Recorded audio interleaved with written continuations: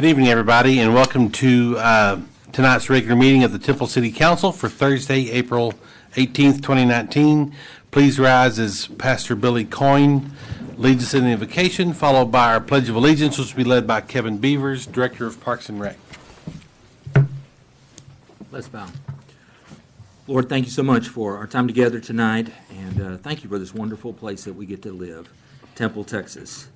And Lord, we just ask that your presence would be among us, that you will guide the leadership of our city, Tim and the rest of the city council, to just have wisdom to have the direction that would be best for our city and for our future good. Lord, we are thankful for our city. We're thankful for the freedoms that we have. We pray that we'll be always responsible to those freedoms. And we pray that our city will always be a place where people care about one another, a place where people care about the needs of one another. That'll be a safe place, a great place to live, love, and to raise our families. Bless us tonight. In Jesus' name I pray. Amen. Amen.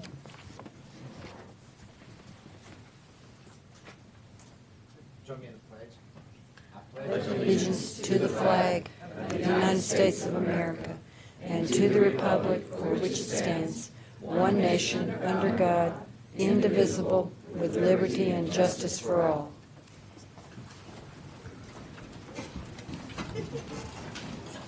Very good. Thank you both very much. Next item is a time for our public comments.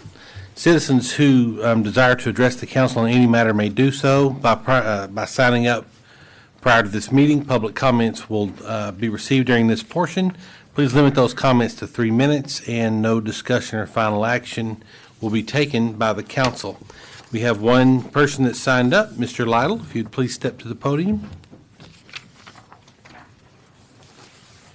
Good evening, ladies and gentlemen. My name is Alan Lytle. I live at 504B Paseo del Plata, Temple, Texas. I wrote on there is what I wanted to speak about was owning a cemetery. Item 6 that you're considering this evening is to take over management of the Hillcrest Cemetery. I have been associated with a nonprofit cemetery association for the majority of my adult life, which if you don't know me is a long time. And I can tell you that even though you've thought it all through and looked at everything, that it's not going to be a profitable undertaking. Unfortunately, cemeteries are forever. And sooner or later, you're going to run out of land and run out of burial plots, and so there will be no income coming in, only expense maintaining it. I really don't think that the city should reconsider. And I say reconsider because in 2001, they did consider taking it over then when the Cemetery Association was in trouble, and they decided not to. I think tonight you really should, on item 6, decide not to take it over again. Thank you. Thank you, Mr. Lytle. Next item is to receive a presentation by State Farm regarding the award of $20,000 in grant funds to the city to purchase a Swift water rescue boat and trailer. Chief. There's a lot of chiefs in here. Chief Randall. Yeah. Sorry. Don't say Mitchell or we get confused too. I know. Hey, he was ready. He's always ready. So Mayor, if you want to come out and join us, that'd be awesome. All right. And if it's okay, we're going to have our retired Chief Mata come up here too. He actually helped a lot with this. He just retired before we got it. So. All right. Great. You hold that side. So back a few months ago, we were doing another program that State Farm does, which was providing home monitoring cameras for all of our firefighters. And Chief Mata and Thomas Peckall, our PIO, was talking with the State Farm reps about one of our needs of the boat, and if there was any possibility of us gaining that through their grant programs. And they were, and so they got to working on that. And so what you're seeing today, this $20,000 donation, will allow us to purchase a boat very similar to what you see on the screen. And so we've had opportunities in the last 5 years since I've been here to use this about half a dozen times. So it's going to be a great addition to our fleet and to the citizens of Temple. So. Very good.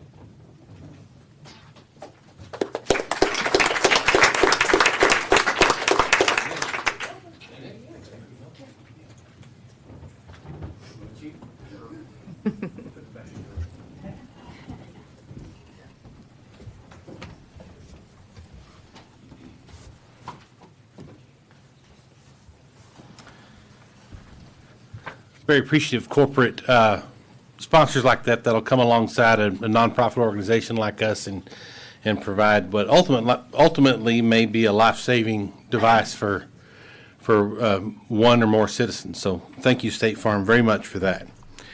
Item 3B is to receive comments from Steve Ward relating to early right-of-way acquisition for the Outer Loop Phase 6 projects parcels 15 and 16. Mr. Ward?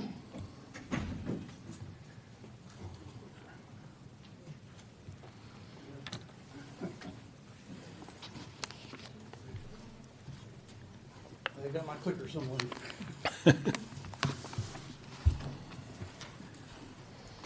She'll find it here in a minute.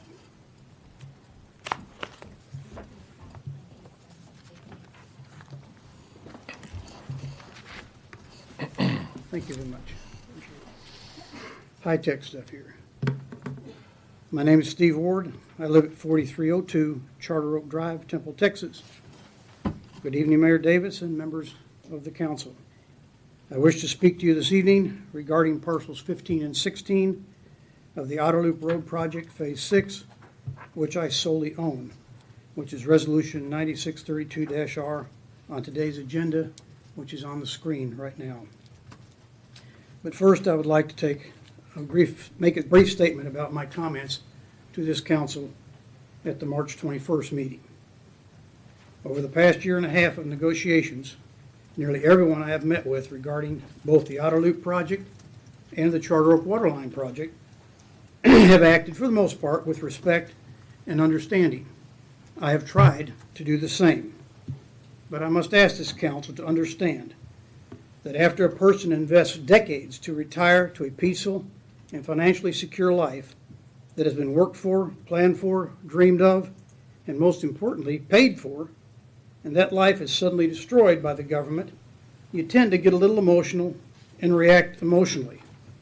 And my frustration in this endless, drawn-out process has also had an effect on my judgment and on my actions. It was not and is not my desire to offend anyone working on behalf of the city or on this council that have been working with me toward resolving the issues, and I offer my sincerest apologies to those who feel they may have been treated unfairly. It was never, I never wished to or needed to profit from this forced sale and forced relocation, but neither have I wished to be harmed. I have, however, continually held out hope that the city would be fair and provide the resources necessary to replace as equally as possible what they are taking without the need for prolonged litigation.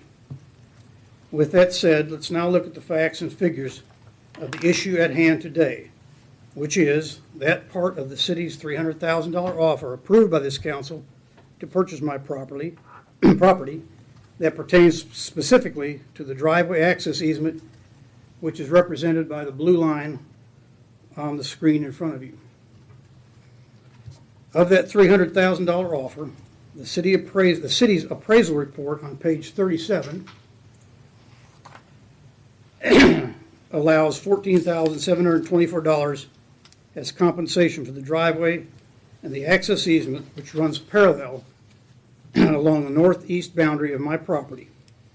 In addition, page 50 of that report allows $54,884 as compensation for damages due to the loss of access to the remaining property. This makes the total driveway access easement compensation offer $69,608. The remainder of the city's offer is compensation for the land, the house, the outbuildings, and other improvements. I repeat, $69,608 is the total compensation that the city has offered for the driveway and access easement. Now, both the city and the appraiser hired by the city acknowledge that that driveway and access easement that bridges the pond as it presently exists on my property will be eliminated once the city constructs the new roadway. In order to provide continued access to not only my remaining property, but also to the adjacent property owner's remaining property, that driveway and access easement must be replaced. Because of this need, and as requested by the city attorney's office, engineers for the city have calculated a cost of $568,000 to replace the driveway and access easement across my pond in a manner only closely equal to that which presently exists and nothing more. The difference between this replacement cost and the city's compensation offer for replacement is $498,392. Now, to be fair, the city engineers have also calculated an alternative replacement cost of $215,000 if the driveway access easement were moved downstream of the pond to run alongside the leased parking area of a heavy equipment crane and construction company. This is a significantly less valuable, less desirable, and certainly not an equal location for residential purposes. In addition, to move the driveway access easement to any other location on the property would bear a similar cost, if not more, than the $568,000 presented by the city. The council has stated on the record in their March 21st meeting that the city does not feel it has a responsibility to replace the driveway access easement. However, since the driveway access easement must be replaced, it then would fall to me to burden the cost of that replacement. A cost, as I have shown using the city's calculations, would result in a financial loss to me personally of $498,392, above the amount that the city is offering. To quickly recap, these are the facts. They are well documented and they are undisputed. Number one, the driveway access easement that presently exists will be destroyed. Number two, that driveway access easement must be replaced.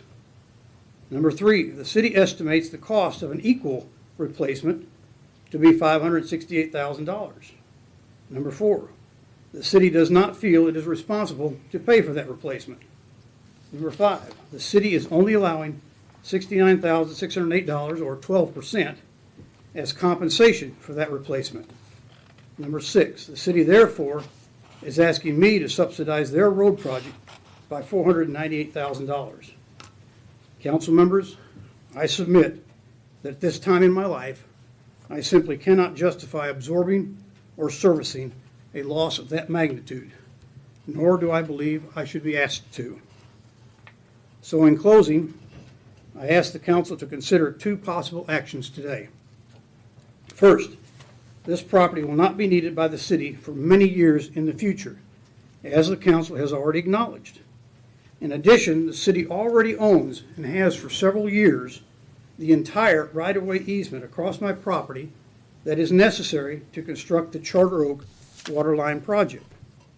I therefore request that the council reject Resolution 9632-R, authorizing the premature and totally unnecessary condemnation of my property, and instead I ask that you authorize the additional funds that are necessary to properly and rightfully replace the driveway access easement that the city will be destroying.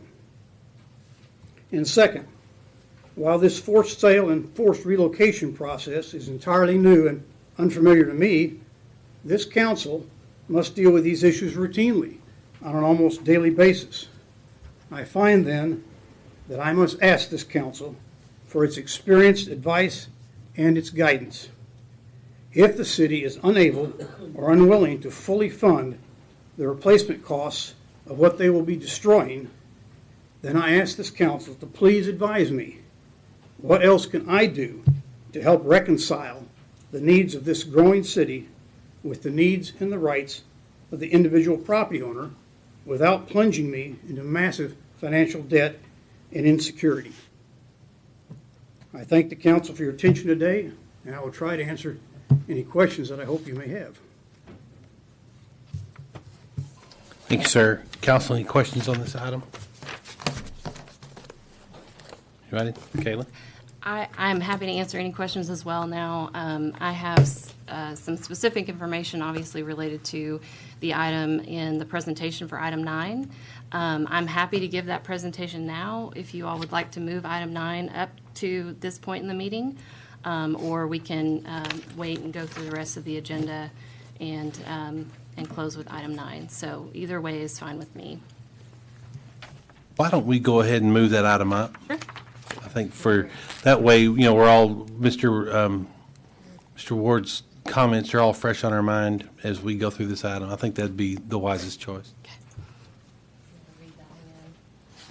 So, moving on to item 9, under the regular agenda, will be to consider adopting a resolution pursuant to Chapter 2206, Government Code Section 2206.053, finding that a portion of a property situated in the Nancy Chance Survey, Abstract Number 5, Bell County, Texas, is necessary for the Outer Loop Phase 6 project, and authorizing the use of eminent domain to condemn that portion of the property. Mayor and council. So, as Mr. Ward stated, we had an item on the March 21st agenda where you all authorized eminent domain on a couple of other parcels for this project. And as you'll probably remember, those parcels are adjacent to Mr. Ward's property, which we call parcels 15 and 16. I'll explain that a little bit more. But as you just read, we're asking council to authorize the use of eminent domain. The part that we need is .948 acres, which is part of a larger tract that Mr. Ward owns. It's 12.348 acres. That property is located off of Charter Oak Road. It is needed for the construction of Outer Loop Phase 6, which, as you all know, is our expansion of Old Waco Road from Adams Avenue to I-35 South. Phase 6 is currently under design, and construction is tentatively planned for FY 2022. So it is a construction planned in future years. I know you all know this background, but for the record, we approached Mr. Ward and the neighboring property owner, Ms. Cooper, early on in the right-of-way process because we were already negotiating with them for water line easement that we need for the Charter Oak Water Line project. As soon as design for Outer Loop Phase 6 was funded and staff realized that we were going to need much more of their property for Outer Loop Phase 6, we felt it necessary to disclose that to them in those negotiations so that they were aware that we were going to need a lot more than just that water line easement. So that was really the reason that their properties are so expedited in this process, or the right-of-way acquisition is. So for the rest of the properties on Outer Loop Phase 6, we're still in that design period, waiting for surveys, and then we'll start the full-on right-of-way process. But for them, it was started early. For Outer Loop Phase 6, we anticipate needing right-of-way from 17 properties owned by 13 private citizens. And as I stated, we really still are in the early stages of that acquisition process. So here is a map of the proposed alignment for Outer Loop Phase 6. And it breaks off from Old Waco Road and heads back east to connect with I-35. We have purchased one property that you can see designated as number 3. It actually came up for sale on the market, and we were able to acquire that property ahead of time. The properties outlined in red are the adjacent properties that we all talked about at the March 21st meeting and authorized eminent domain on. And then parcels 15 and 16 are on the agenda tonight. Just for clarification, they have 2 different numbers because part of the parcel is in the city limits, part of the parcel isn't. So they have 2 tax ID numbers with Belcad. So for our purposes, we gave them 2 numbers as well. So you've seen this picture. This is the subject property. The piece outlined in red is what we need. It's the .948 acre. And it does have an existing shared private access easement with the adjacent property that's owned by Ms. Cooper. So again, whole property is 12 acres. We need a little bit under an acre. In the .948 parcel that we need, there are several improvements. There's a single-family residence, a couple of sheds. There's the concrete and gravel paving, fencing, retaining wall, part of the pond, part of the bridge over the pond, and the landscaping. So you do have several improvements in that smaller piece that we need. So I want to talk a little bit about calculation of damages under Chapter 21 of the Property Code when we get into an eminent domain situation, and then talk about how appraisals are done in these situations as well. So Chapter 21 of the Property Code tells us what a landowner is entitled to receive in condemnation or eminent domain. They are entitled to receive compensation, which is the local market value of the property at the time of the special commissioner's hearing. So the appraisal that I will talk about tonight did occur in April of last year. So if we go forward to special commissioner's hearing, we are required to update that appraisal because that sets the local market value at that time. So if a portion of the tract is condemned, the special commissioners must also determine the damage to the property owner after estimating the extent of injury or benefit to the property owner, including the effect of the condemnation on the value of the property owner's remaining property. So in short, that means that if we're acquiring a portion of a tract of property, the compensation to the property owner is the local market value of that part to be acquired and any damages to the remaining property. In some instances, there can be benefit to the remaining property, but that's not the case here, and that's not really, we haven't found that to be typical. So those are the two pieces of what makes up compensation in this instance: the local market value of the part to be acquired and damages to the remainder. So that's what our appraiser is looking at when he does his appraisal. You calculate the damages to the remaining property by taking the difference in the market value of the remaining property immediately before the taking or the acquisition, and then the value immediately after. So I'll go through that as well. So first, in our appraisal process, the appraiser is going to look at the whole property. They have to determine the value for the entire property to get down to the value of the part to be acquired. The land value in this instance was determined to be $10,000 an acre. So at 12.348 acres, that makes the land value of the whole tract $123,480. Then the appraiser is going to look at all of the improvements on the entire property. They'll use different methods. I know you've all heard of, cost approach or sales, comparable sales approach. So they'll use different methods to determine that improvement value. But if you look at the cost approach for this appraisal, they're going to first determine the replacement cost estimate for all of the improvements over the entire tract. So replacement cost. The entire tract in this instance includes several improvements, and the replacement cost of those improvements was calculated by the appraiser to be $1,184,412. So if we took all of the improvements on the entire tract and went to rebuild them, that is the replacement cost. That is what the estimated cost would be. But just like in a normal real estate transaction, you don't pay a seller the replacement cost of their improvements. You pay them the value of the improvements on the day that you're buying that property. And those improvements have depreciated over time. So that's the next step that the appraiser has to take. Property owners are not entitled to replacement value, as we just talked about. They're entitled to the market value of those improvements, in this case, at the time of the special commissioner's hearing. And so the appraiser is then going to depreciate those improvements by taking that replacement value that he calculated and multiplying it by a depreciation factor. The total depreciated replacement cost of all improvements in this case is $203,000 or $203,712. So replacement cost is, substantially higher if we were going to replace all those improvements, but the value based on depreciation is $203,000. So this is the chart in the appraisal that shows how the appraiser gets to the replacement cost. So you can see that there are several improvements on the property, and he does put a replacement value to the pond, to the retaining wall, all of those improvements, and that's how he gets to the $1.1 million. But then you have a separate chart that does the depreciation calculations.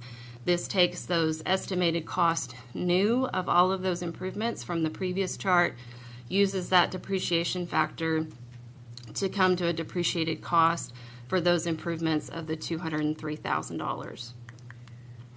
So looking at the whole property to come up with a value, you take the depreciated replacement cost of the improvements, the $203,712, and the land value, $123,480, and the total value is determined to be $327,192. So total value of the whole property. The appraiser in this case also evaluated the whole property using the sales comparison approach. That approach assumes that an informed purchaser would pay no more for the property than the cost of acquiring another similar existing property. And using that approach, the appraiser determined the value of the whole property to be $298,480.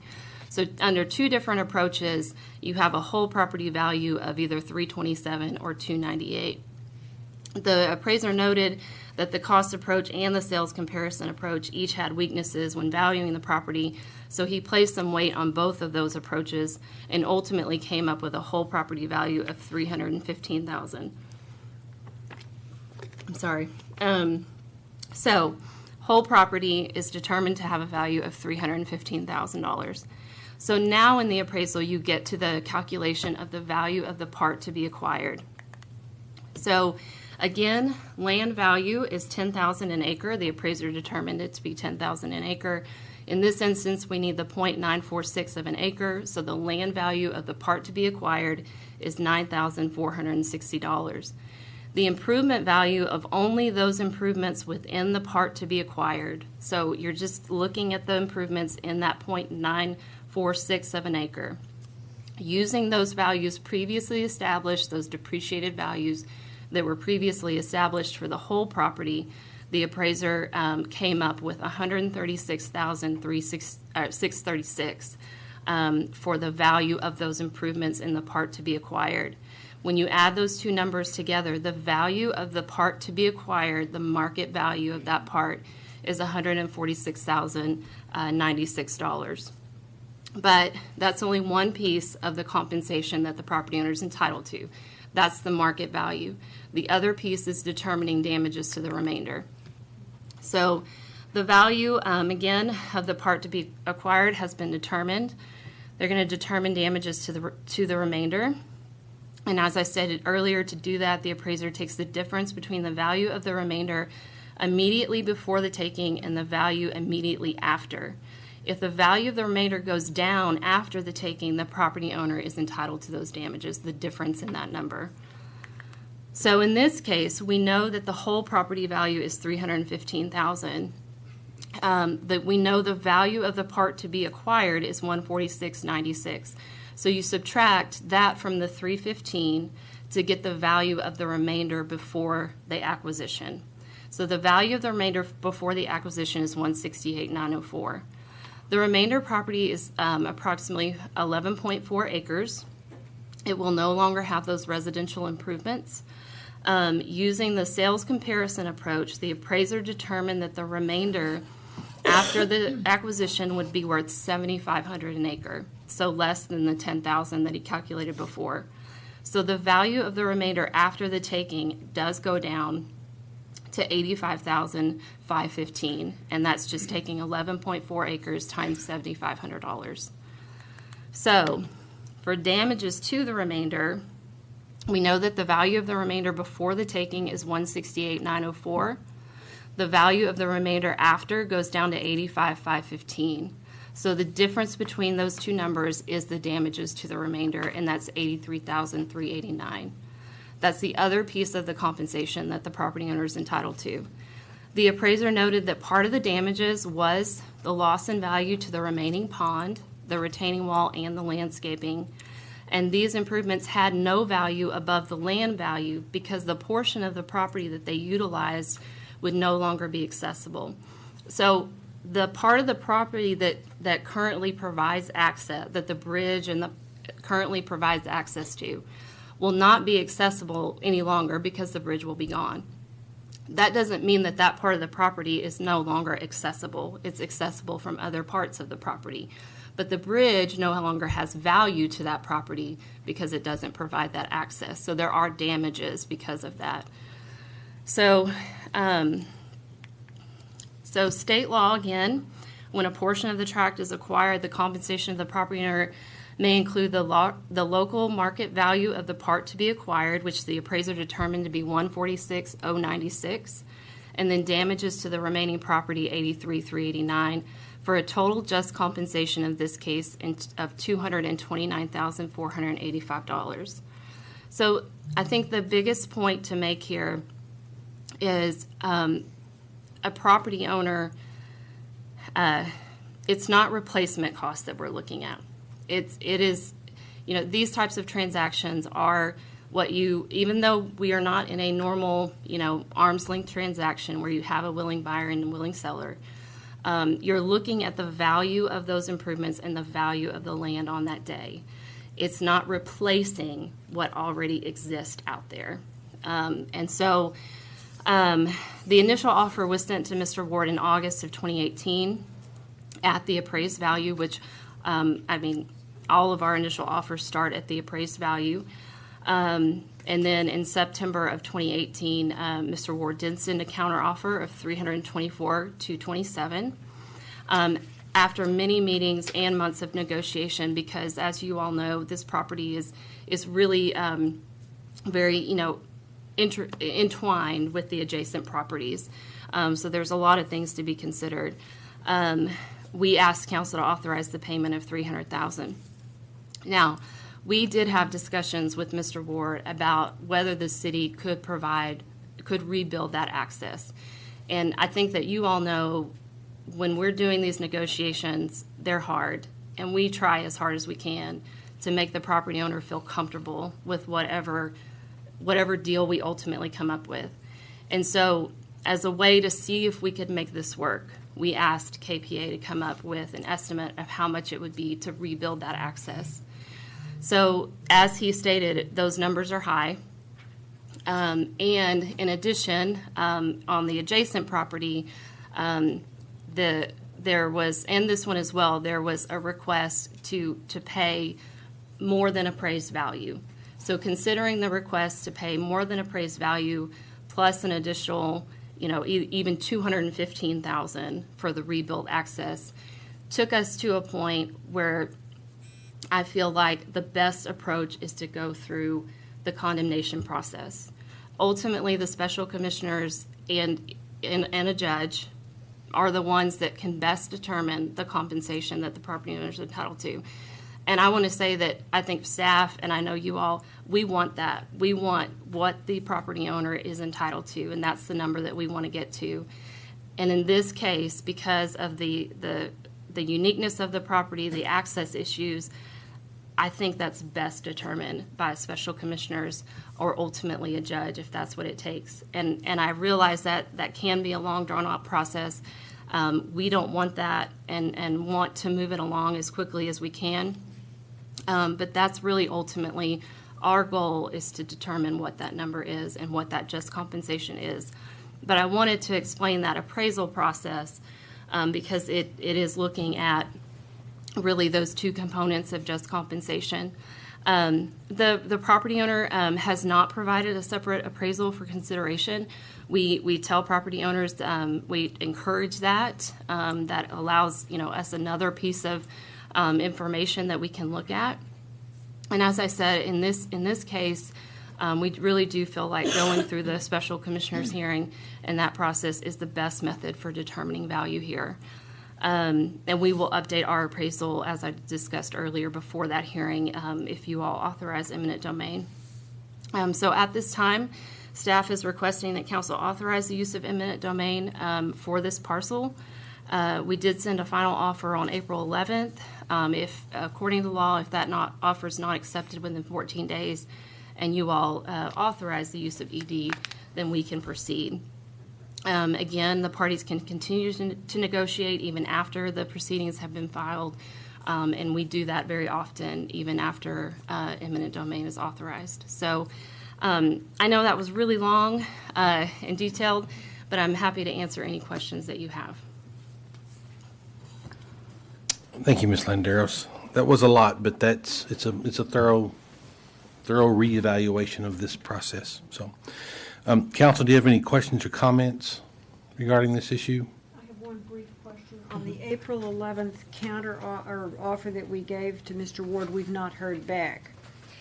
Not as of today that I'm aware of. No, ma'am. So the appraised value is about $230,000. Yes, sir. The offer has been $300,000, about a 35% increase above appraised value. To me, these are always hard cases. I'm a land rights proponent, and I understand that time and energy over a long period of time has been put into to cobbling this property together to make a lifelong dream, and I totally get that. As the city of Temple has grown, whether it's Outer Loop or different places, we've gone through this process before, and it's my opinion that the city has always been very fair. When a lot of these processes started a number of years ago when I was fairly new on the council, I'm also a very logical guy, and an appraisal is an appraisal. And a number of times I felt like whenever the city, you get the appraisal, then you're giving relocation expenses. All of a sudden that appraisal ends up what the fair market value of the land is much lower than what is actually finally paid out. For a long time, I had a real problem with that because I just didn't feel like that was the right thing to do. But as I've done this longer, and as I've seen stories like that, like what we're going through now, I have my stance on that is softened because I realize it's a dream. It's a lifelong effort to put these things together. On the other hand, as a council, we have a fiduciary responsibility to tax-paying citizens of Temple, right? We don't get to necessarily pay out based on emotion. We pay out, frankly, I think we always pay out what's fair, which is typically above appraisal, plus a little bit. So I think over the years, with my time on this council, I think this has been a fair process. So I know that's a long-winded story, but again, my heart's with you, but at the same time, appraisals are cold, hard facts, and then to add 35% to an appraisal that's gone through a methodology that is approved, I think that $300,000 is a fair offer, and there's still time to accept that. And if not, there's another process backing you up called the eminent domain proceedings. So again, I know that was sort of long-winded, but those are my thoughts. And these ED cases are always the most difficult for me because there's so many other things, wrapped up into these, what ultimately ends up being a check cut to somebody. So, however this goes, I'm thoughtful and compassionate about that. In my heart, I am. So. May I make another comment? There is no public hearing on this. So, council, any more thoughts on this? Any more long-winded explanations? Like mine?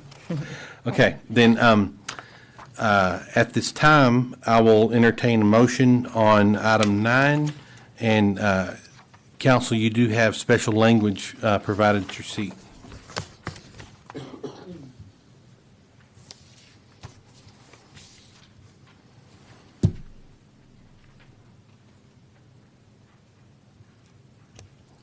I'll make the motion, Mayor. And before I make the motion, I just want to say that I agree with everything you said, and I think for public's interest, it's very important to restate that our offer is above the appraised value. So with that said, I will move that the City of Temple approve resolution number 2019-9632-R and authorize the use of the power of eminent domain to acquire fee simple title to a 0.946 acre tract of land located along Charter Oak Drive in Temple, Texas, being more particularly described as being situated in the Nancy Chance Survey, abstract number 5, Bell County, Texas, embracing a portion of a called 12.348 acre tract conveyed to Stephen J. Ward in document number 2014-00047-809, official public records of real property, Bell County, Texas, for the construction of Outer Loop Phase 6. I'll second it. We have a motion and a second. Madam Secretary? Councilmember Long? Aye. Councilmember Walker? Aye. Mayor Pro Tem Morales? Aye. Mayor Davis? Aye. Okay, moving back to item 4, which are the bond items. It's the first and final reading and a public hearing to consider adopting an ordinance authorizing the issuance of the City of Temple, Texas general obligation refunding bonds in one or more series, approved official statements, agreements related to the sale and issuance of the bonds, and forms of paying agent registrar agreements, bond purchase agreements, and escrow agreements. Establish the procedures for selling and delivering one or more series of the bonds, and authorizing other matters related to the bonds. Ms. Bernard. Yes, thank you, Mayor and Council. In very simple terms, this item is what we refer to as a delegation ordinance, authorizing either the Director of Finance or the City Manager to execute documents and manage the sale of some refunding bonds. The refunding bonds were refinancing some outstanding bonds because of, one, market conditions support the refunding, and two, the contract or contractual information set out in the actual bonds allow the refunding. And the two series that are being considered are Series 2010 Utility System Revenue Bonds, and then some Series 2011 General Obligation Refunding Bonds. Just the basic parameters within the delegation authority, again, as I noted, either to the Director of Finance or, in my absence, the City Manager, to execute all documents necessary to execute the bond sale and transactions, not to exceed par amount for the refunded bonds of $24 million, and the net present value savings for the bonds, refunded bonds, must exceed or cannot be less than 3%. And also the maturity date of the refunded bonds will not exceed August 1 of 2030. Just a note on the estimated savings, and this is based on current market conditions. The GO Series 2011, the net present value savings would be $202,000. That is a net PV of percentage that's greater than 3% of 3.88%. On the Utility Revenue Series 2010 bonds, the estimated net present value savings is a little over $900,000, and the percent is close to 5.26%. Again, the total on both bond series would be close to, not considering present value, but total savings of close to $1.3 million. And tonight, we do have our bond counsel and financial advisor at the meeting. They help put all the documents together and manage the sale with underwriters, and they're here to answer any questions or address any of the parameters within the ordinance. We do plan to go to market on Monday to price the bonds, and we also received our rating on the bonds this afternoon. They were rated by S&P, and they did affirm the AA credit rating. Council, any questions? Again, back to fiduciary responsibility. Thank you for taking the time to help us be able to book this savings, long range. $1 million is a lot of money. I always think about a fire truck costing $1 million. So we just saved a fire truck. So that's great. That's great.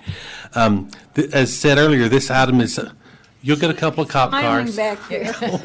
Don't worry, we'll work it out. Command unit, that's what he, Yeah, That's right. the police department RV.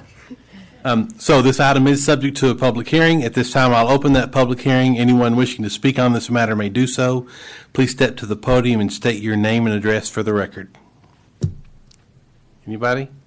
You want to complain about the fire trucks, Chief? Okay, this is your time. Don't buy them until you got the money in the bank. Wish it worked that way. All right, there being no comments, then I'll close that public hearing and entertain a motion on item number 4.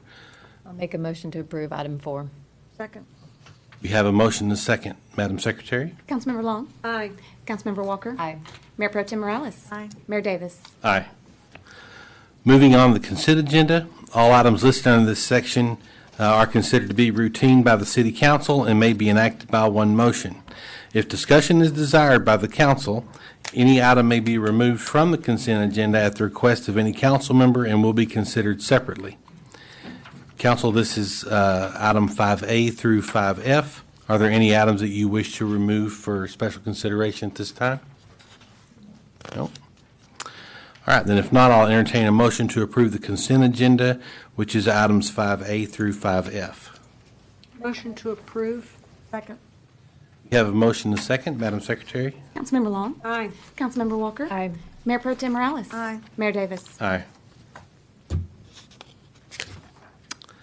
Moving on to item 6, the regular agenda. We're actually going to read items 6, 7, and 8 in all together. And those items are, item 6 is to consider adopting a resolution authorizing a transfer agreement with Temple Cemetery Company for the transfer of ownership, management, and operations of the Hillcrest Cemetery to the City of Temple. Item 7 reads to consider adopting a resolution authorizing a services agreement with Green Acres Landscaping, LLC of China Spring in the estimated annual amount of $49,500 to maintain Hillcrest Cemetery. And then item 8 is to consider adopting a resolution authorizing the purchase of SimSite's cemetery software and services, which includes web-based software, website hosting and integration, and grave mapping with the Sites Industries LLC DBA SimSites of Perryopolis, Pennsylvania, in the amount of $28,930. Ms. Myers. Thank you, Mayor and Council. So as you mentioned, this presentation is covering 3 items tonight for your consideration related to the Hillcrest Cemetery.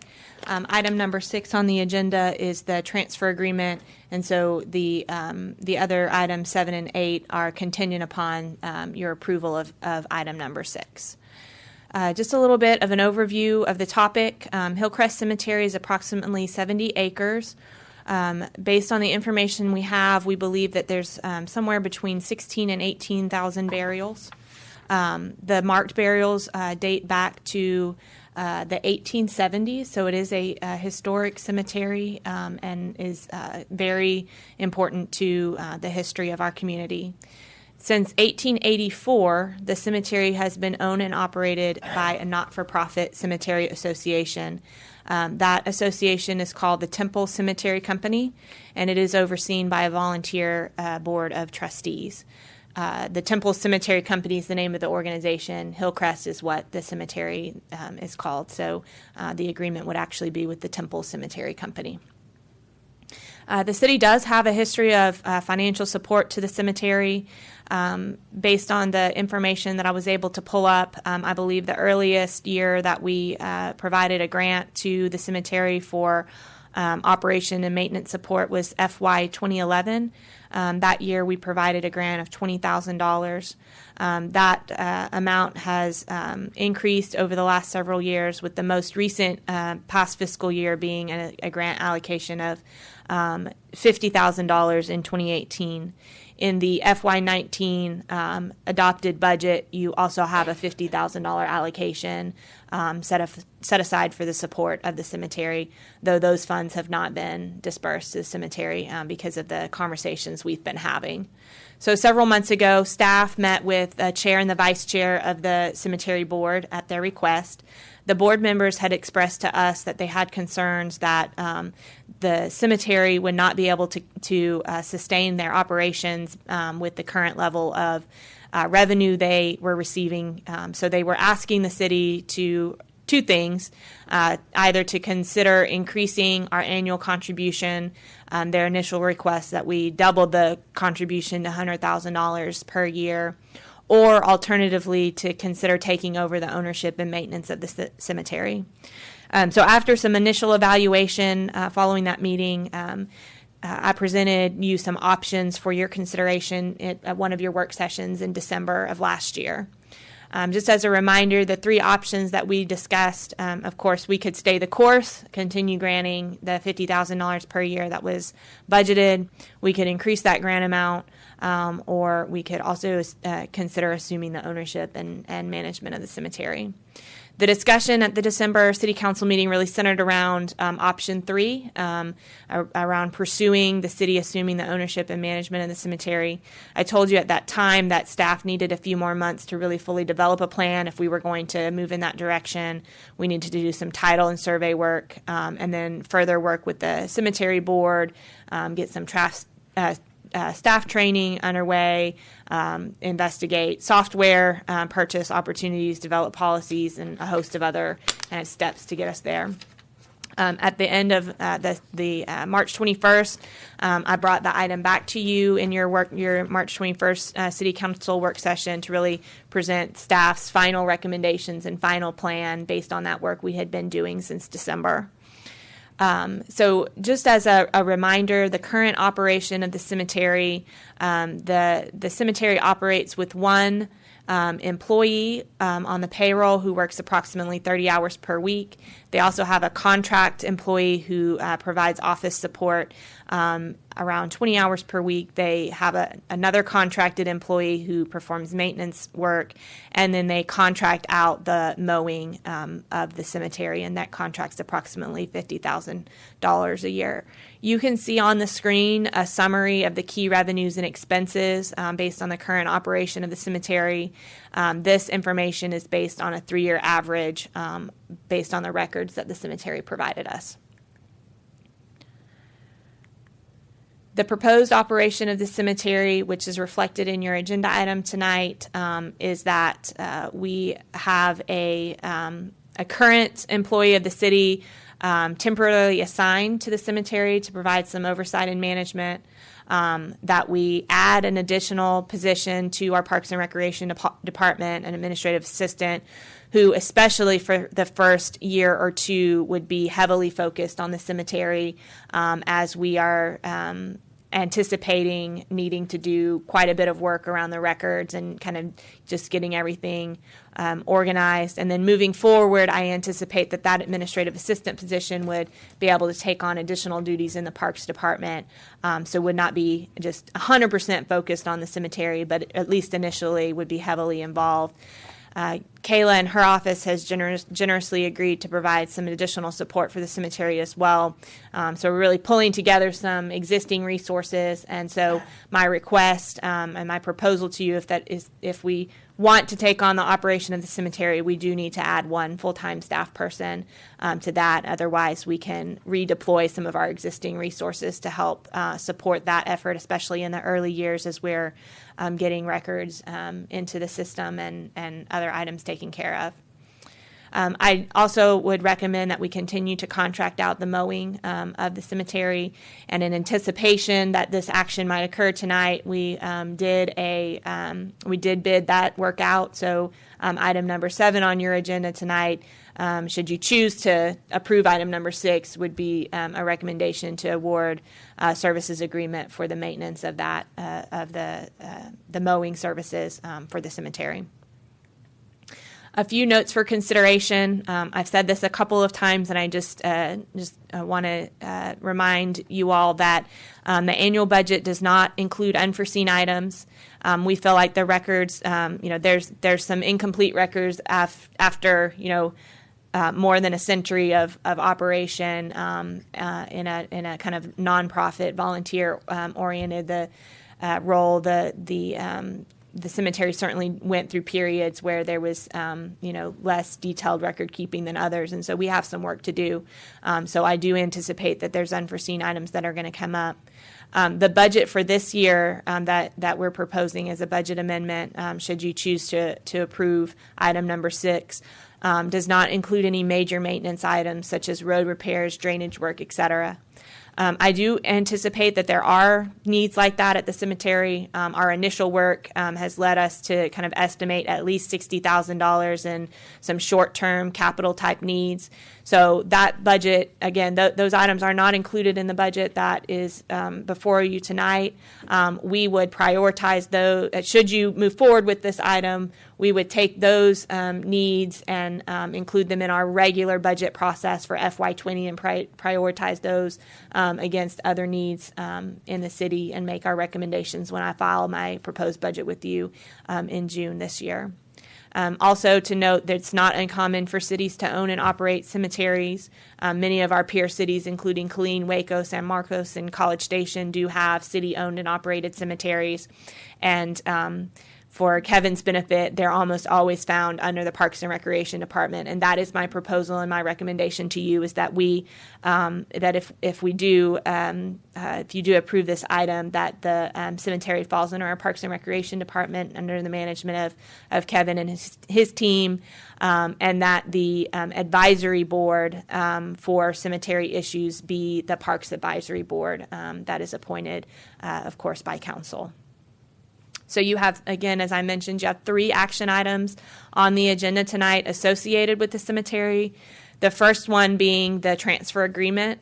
So item number 6 would, if approved, would authorize a transfer agreement and then approve budget amendments to allocate the revenues and expenditures that we expect for the cemetery. The transfer agreement would transfer all ownership of the assets of the cemetery, including the land where the cemetery is located, and any and all permanent structures on the land to the city. Under the draft transfer agreement, the proposed transfer date is May 1st. So we still, if approved tonight, we have a couple of weeks to finalize the agreement, and then the city would take on the ownership and maintenance as of May 1st of this year.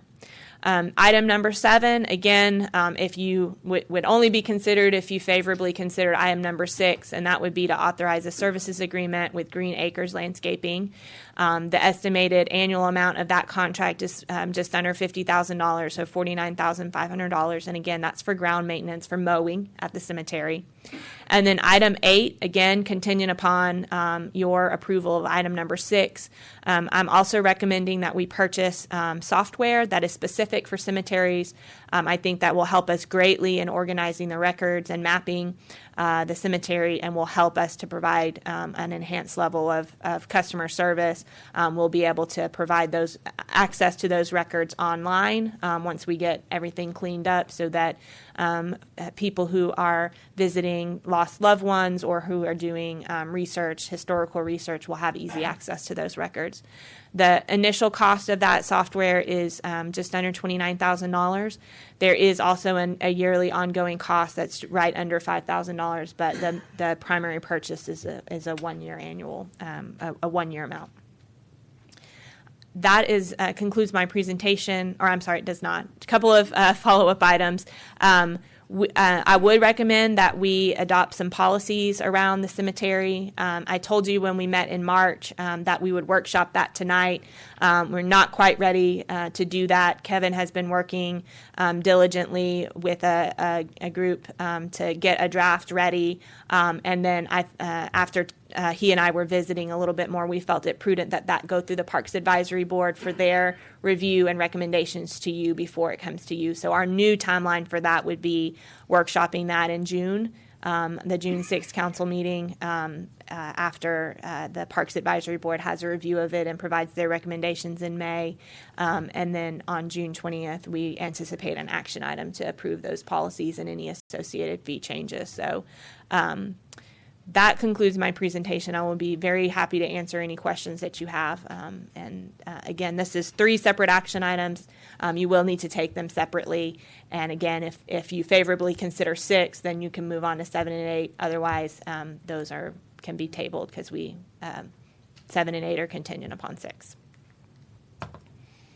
Council, any comments or questions? Sorry, I also should have mentioned that the Vice President of the Board, Jack Morris, is here, and I know that he's prepared to answer any questions that you have as well. Council, any questions? It's been a long process. Thanks to staff for all the work that y'all have done. And this has really been a group effort. Kevin and his staff have done an incredible amount of research and preparation to get us here. Kayla and her staff has been excellent. Tracy and her staff have done so much work to get us here. We've done the bids to prepare for tonight. So we still have a long list of things to do ahead of us, but I appreciate the team that we have, and I'm sure that we can tackle it if you choose to move in this direction. The first burial out there was 1884? 1870 is the earliest recorded burial. The Temple Cemetery Company was established in 1884. Wow. Okay. 100 years before I was born. Now we all know how old you are. I think you already knew that. 34. Okay. Council, any no comments from anybody? Well, I'd like to just say thanks to the staff for doing all this hard work. I know it's important, and I know it's not a money-making thing, but I feel like as citizens, we are responsible, and we're responsible to assure that our loved ones are in a place that others can come and visit, and that we'll be feel safe going there, as well as knowing that their family members are at peace in a place that we can feel proud about. So I think it's really important that we do what we can to assure that that's maintained. So thank you. Very good. Mayor, I'm sorry. I should have probably pointed out that the city's plan. It is not a money making. That's not the intent or the plan. And I certainly wouldn't want to set that expectation. Should you choose to move forward in this, it's because you view this as a city service, just like, any other park or facility. So it's not something that's likely to break even. We're already supporting the cemetery, again, at the level of $50,000. And so that I would anticipate that level of support would need to continue in the future.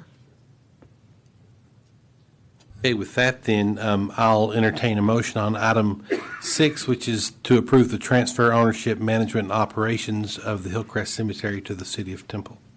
Make a motion for approval. Second. We have a motion and a second. Madam Secretary? Councilmember Long? I'd like to say that I was initially 100% opposed to this. I mean, really, really opposed from a fiduciary standpoint, because I felt like it was incorrect to undertake a whole nother project that we would be responsible for years, forever. And I apologize to Mr. Morris, as a former council member, for feeling that way. But, our wonderful city manager brought this to the council for consideration in December when I was in the hospital, so I couldn't voice my feelings at that point. Sorry, that was not intentional. I know it wasn't. But since then, our wonderful and hardworking city manager has educated me and made me feel different. And this is a historic cemetery. It's important to Temple, so my vote is yes. Councilmember Walker? Aye. Mayor Pro Tem Morales? Aye. Mayor Davis? Aye. With that, Mr. Morris, thank you for the time and effort that the board has spent. We will we will do as good a job as, or hopefully better job that you guys have done out there over the years. But thank you for, please be sure and pass on our gratitude to your board with all their hard work over the years. We appreciate this decision tonight because it was, we knew for the last few years this had to happen. We were trying to make it happen before we locked the gates and it be forced on you. And you've done that, and it's a great, great thing for you to do for the city of Temple and the history that's out there in the city of Temple. Very good. Thank you very much. Very good. Thank you. And we have a new commissioner of cemeteries, Kevin. He said he can figure it out. All right, then, since item 6 was approved, moving on to item 7, which is to award the services agreement to Green Acres in the amount of $49,500. I'll accept a motion on item 7. I'll make a motion to approve item 7. Second. Have motion second. Madam Secretary? Councilmember Long? Aye. Councilmember Walker? Aye. Mayor Pro Tem Morales? Aye. Mayor Davis? Aye. Then item 8 is to approve the software for the management of the cemetery, and I'll accept an motion on item 8. Motion to approve item 8 as presented. Second. We have a motion second. Madam Secretary? Councilmember Long? Aye. Councilmember Walker? Aye. Mayor Pro Tem Morales? Aye. Mayor Davis? Aye. Thank you all for attending tonight's meeting, and that concludes our meeting tonight. Thank you.